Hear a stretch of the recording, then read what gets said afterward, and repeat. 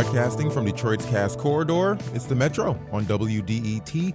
I'm Kerry Jr. II. And I'm Robyn Vincent. Today on the show, from packed ballots to blank ones, what do Tuesday's elections tell us about civic life in Metro Detroit? Plus, we'll listen back to promises and plans from the mayoral candidates whose voters selected to be on the ballot in November. That's Mary Sheffield and Solomon Kinloch Jr. Speaking of politics, Detroit has one of the strongest concentrations of Black political leadership in the country. But is that power being used to build equity and opportunity? A new scorecard aims to find out. We'll talk with the researcher behind it. But first, Tuesday night, Detroit got the election results that the polls predicted. Detroit City Council President Mary Sheffield took the bulk of the vote. Detroit, we made this moment together. We claimed it together. In Detroit, I believe that our best days are ahead of us. The victory tonight is not mine. It is ours. Sheffield received more votes than Reverend Solomon Kinloch Jr., who is in second. He'll be competing against Sheffield in the general election. Now, Detroit wasn't the only place that had elections this week. There were mayoral contests in many suburbs. But what was most notable about many of them was that a lot of cities didn't hold primaries. That's because the sitting mayors in those cities are running unopposed. There were no mayoral primary elections in Westland, Dearborn, Grosse Pointe, Southgate, and several other downriver communities. The truth is, we don't know why so many people are running unopposed and what it means for our democracy. Maybe voters are happy with who's in office. Maybe people don't care about local politics or know enough about the contestants. And then maybe there are folks afraid to run for office, or maybe they don't have the time or the money to do it. There are a lot of questions here. So what should we make of all these non-competitive races? And what do we need to know about elections that did happen in some of the suburbs? Pat Batcheller is WDET's Morning Edition host, the voice I wake up to, and a senior news editor. He joins me now to make sense of the election results and what they mean for you. Pat, welcome back to the Metro. Thank you, Robyn. So there were several cities that did not hold primaries, as I mentioned, because no one challenged the sitting mayor. You've been a journalist for a long time here. Is this common? I mean, what do you make of so many suburban mayoral races going unopposed? Well, it's not uncommon. I mean, one of the things is that primaries typically happen in the summer when a lot of people are either on vacation or they're involved in their kids' activities. And, in many cases, you just don't get a lot of people filing to run for office. You mentioned Southgate, where I live. I think there are 7 seats on the city council there. I believe there are 8 candidates running. So there's no primary. I mean, you have to have, I think it's like twice as many candidates as you have seats open in order to trigger a primary. That would be a lot for Southgate to have exactly. 16 candidates. Yeah, and a lot of these folks, they've been involved in city government for a very long time. Mayor Joe Cuspa and some of the folks who hold some of the other offices. I know these people, and they've served the community for a long time. The other thing with it is that as far as being a candidate goes, it takes a lot of time and effort. Yeah. I can remember my own mother was an elected official in the city of Trenton for 24 years. And, she would go door to door, knocking on as many doors as she could in the city of Trenton.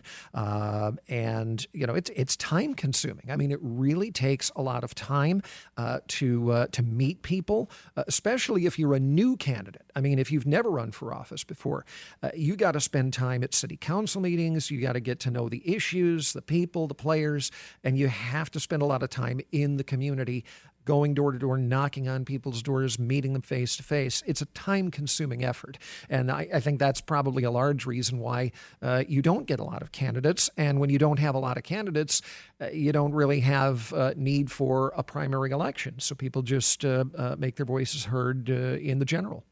Pat, I want to go back to one thing you said, and it's more of a personal question. I'm wondering if your mom's work in politics helped to spur your interest in politics and journalism. A little bit, yeah. I mean, I was already interested in journalism when I was very young, so it was something I wanted to do. But yeah, I think there is a certain degree of that. I mean, I've always been interested in local politics. I've lived in Southgate for 26 years now. And before I started getting up at dark 30 every morning, I would, when I had the time, I would attend city council meetings just because, I wanted to know what my elected officials were doing. And they weren't always well attended. And I think part of that may be that people have other things that they're focusing on with their kids and their own jobs.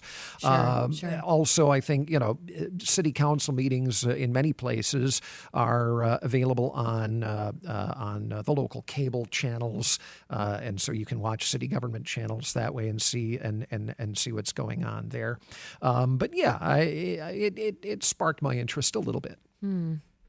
I love knowing these little untold details about you, Pat Batcheller. I want to move to talk about turnout in Detroit's primary election for a moment. Roughly 18% of the city's voting age cast a vote.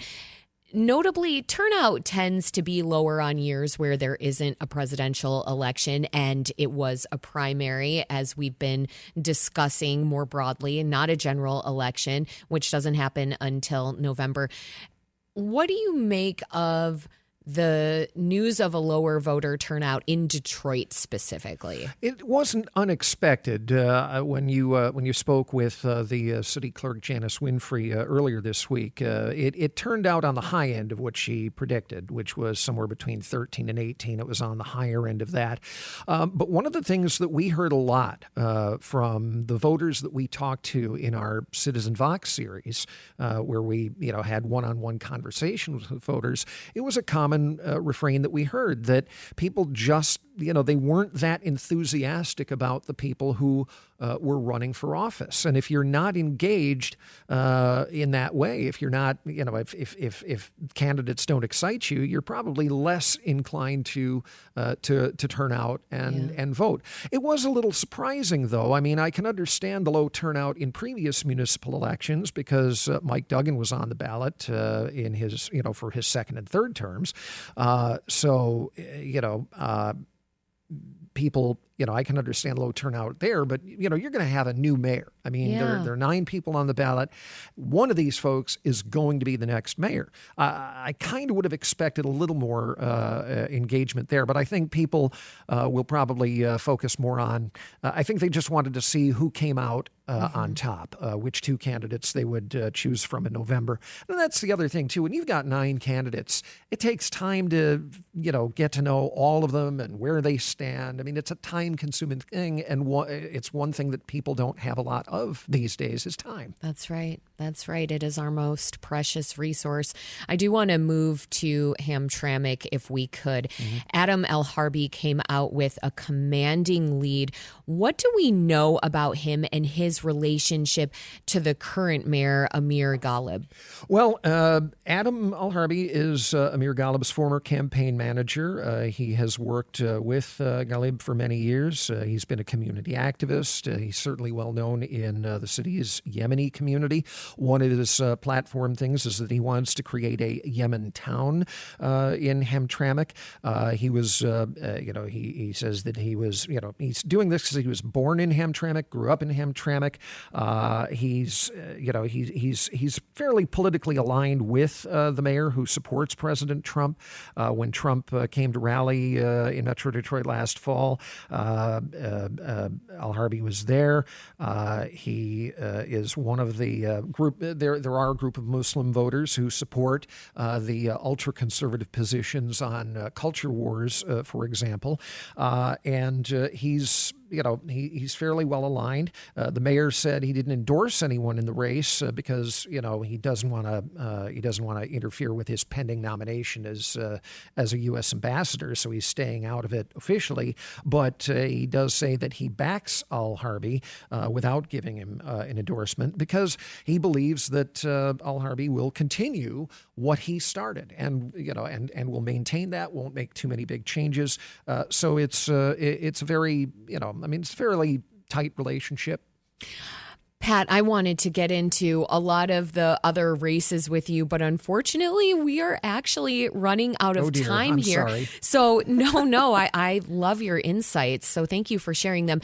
I think the thing I'd like to end on with you is that, there was a time only a little over a decade ago where there was a lot more coverage of local suburban races. What do you think the struggling state, let's say, of local journalism and the death of many local newspapers has done to voting patterns in local elections? Well, I think it may have certainly contributed to voter apathy. I mean, one of the ways that people would keep track of what was going on in their local government was by reading their hometown newspaper. But with consolidation in the media industry, with cuts to newsrooms to maximize profits, and especially in some of the smaller communities, the journalists they do have, some of them are fresh out of school, so they don't have a lot of experience covering these things. So they're trying to get to know their communities as well. I think it does have an impact on voter participation or lack thereof. A term that we grew up with was paper of record. Yeah. The newspaper of record, keeping track of what's going on in your community, and I think we've lost that, and I think when you're not engaged with with what the journalists in your town are reporting on, I think it does contribute to voter apathy and low turnout. Well, people can keep listening to WDET to stay informed from folks like Pat Batcheller, who is WDET's Morning Edition host and a senior news editor. Pat, always a pleasure to have you on the Metro. Thank you very much. Glad to be here.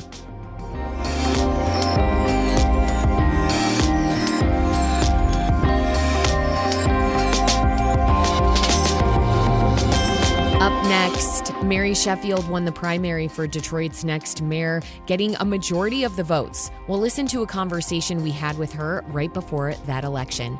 This is the Metro on WDET. Stay with us.